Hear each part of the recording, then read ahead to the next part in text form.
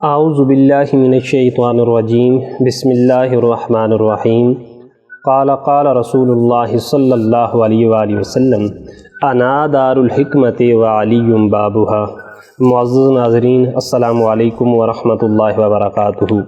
جیسا کہ آپ سب کو معلوم ہے کہ 21 رمضان المبارک مولا علی مولا کائنات حضرت علی المرتضیٰ رضی اللہ تعالی عنہ کا یوم شہادت ہے۔ آپ کو اللہ رب العزت نے کیا فضائل عطا فرمائے، کیا مناقب عطا فرمائے کہ خود آقا علیہ الصلوۃ والسلام نے آپ کی شان بیان فرمائی ہیں۔ کسی شاعر نے کیا خوبصورت بات کہی کہ کریم رب دے کریم جانی نو سب تو پیارا علی علی ہے۔ کریم رب دے کریم جانی نو سب تو پیارا علی علی ہے۔ او بختاں والے نے لوک لوکو جناں دا نعرہ علی علی ہے، جناں دا نعرہ علی علی ہے۔ جے کرنا چاہندا ہے تو عبادت، جے کرنا چاہنا ہے تو عبادت، علی دے چہرے دا کر تصور۔ بعض چیزوں کو دیکھنا بھی عبادت ہے۔ خانہ کعبہ کی زیارت کرنا عبادت ہے، والدین کے چہرے کی زیارت کرنا عبادت ہے، عالم دین کے چہرے کی زیارت کرنا عبادت ہے۔ اسی طرح حاکم کے اندر یہ حدیث طیبہ موجود ہے کہ مولا کائنات مولا علی کرم اللہ وجہ الکریم کے چہرہ انور کو دیکھنا یہ بھی عبادت ہے۔ شاعر نے کیا خوب کہا، جے کرنا چاہنا ہے تو عبادت، علی دے چہرے دا کر تصور۔ سراں دا کعبہ ہے مکے اندر، دلاں دا کعبہ علی علی ہے۔ میں ایس دنیا تے بھول نہیں سکدا، میں ایس دنیا تے بھول نہیں سکدا، حشر دے اندر میں رول نہیں سکدا۔ میں کیوں نہ حیدر دے گیت گاواں، میں کیوں نہ حیدر دے گیت گاواں کہ میرا رستہ علی علی ہے، کہ میرا رستہ علی علی ہے۔ آپ کے سامنے ترمذی شریف کی ایک حدیث طیبہ وہ میں نے پیش فرمائی۔ حضور پر نور صلی اللہ علیہ وآلہ وسلم نے ارشاد فرمایا کہ میں علم کا گھر ہوں، میں حکمت کا گھر ہوں اور علی اس کا دروازہ ہے۔ اور ایک اور حدیث طیبہ بھی جو کہ موجود ہے، اس کے الفاظ یہ ہیں کہ حضور پر نور صلی اللہ علیہ وآلہ وسلم نے اپنے چاروں یاروں کی شان بیان فرمائی۔ فرمایا میں علم کا گھر ہوں۔ حضرت سیدنا ابو بکر صدیق رضی اللہ تعالیٰ عنہ کے بارے میں فرمایا کہ وہ اس گھر کی بنیاد ہیں۔ حضرت عمر فاروق کے بارے میں ارشاد فرمایا وہ اس گھر کی دیوار ہیں۔ اسی طرح حضرت عثمان ذی النورین کے بارے میں ارشاد فرمایا وہ اس گھر کی چھت ہیں، اور مولا کائنات کے بارے میں ارشاد فرمایا کہ وہ اس گھر کا دروازہ ہیں۔ اللہ اکبر۔ محدثین نے اس حدیث کی شرح بیان کرتے ہوئے لکھا ہے کہ جیسے دنیا کا ایک عمومی اصول ہے کہ جس کسی کو جو کچھ بھی ملتا ہے وہ دروازے سے ملتا ہے، تو گویا جس کسی کو حضور کے علوم میں سے کوئی علم ملے گا تو وہ مولا کائنات کے در سے ملے گا۔ حضور پر نور صلی اللہ علیہ وآلہ وسلم نے حضرت علی کے بارے میں ارشاد فرما دیا کہ اگر کسی کو قضاء چاہیے، اگر کسی کو ولایت چاہیے، اگر کسی کو علم چاہیے تو وہ میں نے حضرت علی کو عطا کر دیا۔ حضرت علی کے دروازے سے اللہ رب العزت اس بندے کو یہ چیزیں عطا فرمائیں گے۔ اب یہاں یہ بات ذہن نشین رکھنی چاہیے کہ حضور کے صرف ایک ہی علم نہیں ہے، حضور کو اللہ نے بے حد و بے حساب علوم عطا فرمائے، اور ہر صحابی میرے نبی کے کسی نہ کسی علم کا دروازہ ہے۔ جیسا کہ حدیث کے اندر یہ بات موجود ہے، حضور پر نور صلی اللہ علیہ وآلہ وسلم نے حضرت ابی بن کعب کے بارے میں فرمایا کہ یہ تجوید یعنی علم قرات کے ماسٹر ہیں۔ حضرت زید ابن ثابت کے بارے میں فرمایا کہ یہ علم فرائض کے دروازے ہیں۔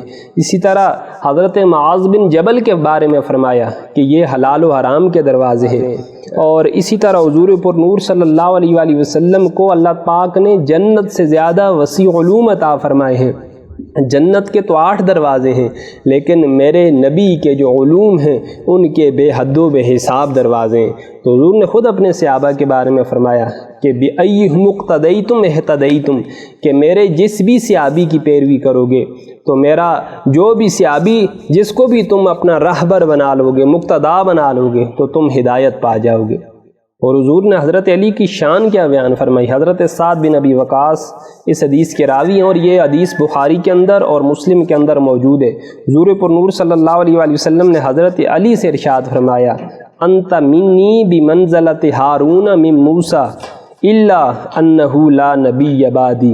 حضور نے حضرت علی سے فرمایا اے علی آپ کی قدر و شان، آپ کی منزلت میرے ہاں ایسی ہے جیسے حضرت موسیٰ علیہ الصلوۃ والسلام کے ہاں حضرت ہارون علیہ الصلوۃ والسلام کی قدر و منزلت تھی۔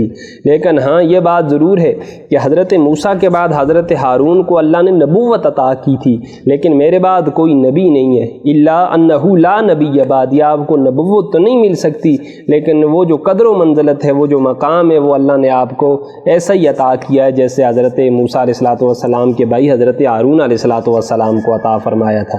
اور مسلم شریف کی جو روایت ہمارے سامنے موجود ہے، حضور نے حضرت علی کے بارے میں ارشاد فرمایا، اللہ یحبنی الا مؤمن ولا یبغضنی الا منافق، کہ جو بندہ مومن ہوگا وہ علی سے پیار کرنے والا ہوگا، اور جو منافق ہو وہ حضرت علی علیہ الصلوۃ والسلام سے بغض رکھنے والا ہوگا۔ اور بخاری شریف کے اندر بھی یہ حدیث موجود ہے، اور مرقات نے بھی اس کو نقل کیا کہ جب خیبر کا دن آتا ہے، حضور پاک صلی اللہ علیہ وآلہ وسلم پہلے دن جھنڈا حضرت سیدنا صدیق اکبر کو دے کے بیچتے ہیں، فتح نہیں ہوتی۔ دوسرے دن حضرت عمر فاروق کو جھنڈا دے کے بیچتے ہیں، پھر بھی فتح نہیں ہوتی۔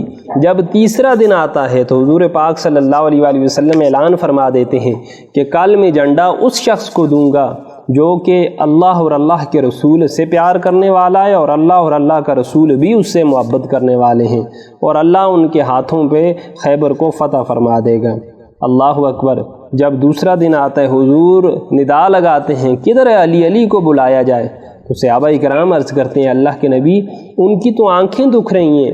تو حضور پاک صلی اللہ علیہ وآلہ وسلم نے فرمایا جاؤ لے کے آؤ۔ جب حضور پاک صلی اللہ علیہ وآلہ وسلم کی بارگاہ میں حضرت علی کو پیش کیا تو حضور نے اپنا لعابدان حضرت علی کی آنکھوں پہ لگایا اور ساتھ یہ دعا فرمائی، اے اللہ علی سے ٹھنڈک اور گرمی کو دور کر دے۔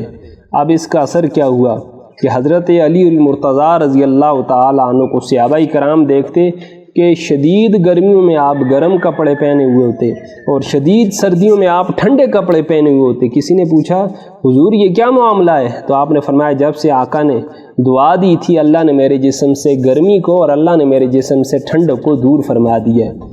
اس کے بعد جب آپ کی آنکھیں ٹھیک ہو گئیں حضور پاک صلی اللہ علیہ وآلہ وسلم کے لعابدان کے صدقے سے، تو آپ میدان جنگ میں اترتے ہیں، اور حضور کے غلام ابو رافع فرماتے ہیں کہ خیبر کی جنگ میں آپ کے ساتھ تھا، حضرت علی اپنے ہاتھ میں ڈال لی ہوئے ہیں، ایک ہاتھ میں تلوار لی ہوئے ہیں، اور جو دشمنان دین ان سے مقابلہ کر رہے ہیں۔ اچانک ایک یہودی باہر آیا، اس نے ہاتھ کے اوپر کوئی چیز ماری تو آپ کے ہاتھ سے وہ زرہ نیچے گر گئی۔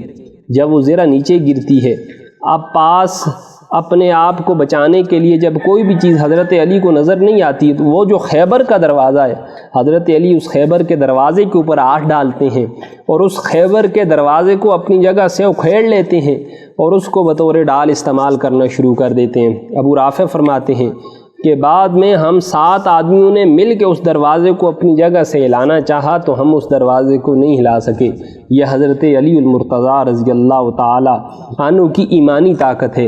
اور آپ کے بارے میں حضور پر نور صلی اللہ علیہ وآلہ وسلم نے کیا ارشاد فرمایا، ان علی منی وانا منہ وہو ولی کل مؤمن۔ حضور نے فرمایا علی مجھ میں سے ہیں اور میں علی میں سے ہوں، اور آپ ہر ایمان والے کے دوست اور مددگار ہیں۔ یہاں ولی کا معنی خلیفہ نہیں ہے، بلکہ ولی کا معنی اس حدیث کے اندر جو کیا گیا ہے وہ مددگار ہے، کیونکہ قرآن فرماتا ہے انما ولیکم اللہ ورسولہ والذین آمنوا، وہاں بھی ولی کا معنی مددگار ہے۔ تو اس حدیث سے 2 مسئلے بھی معلوم ہوئے، وہ کیا کہ اگر کوئی مصیبت میں یا علی کہہ دے تو یہ یا علی کہنا جائز ہے، کیونکہ آپ مدد کرنے والے ہیں بإذن اللہ، اللہ نے آپ کو یہ طاقت، یہ پاور اور یہ قوت عطا فرمائی ہے۔ اور دوسرا مولا علی کہنا، کیونکہ آپ ہر مومن کے ولی بھی ہیں، آپ ہر مومن کے مولا بھی ہیں، آپ ہر مومن کے مددگار بھی ہیں، یہ بھی کہنا جائز ہے، کیونکہ حضور پر نور صلی اللہ علیہ وآلہ وسلم نے خود حضرت علی کو مولا علی فرمایا ہے۔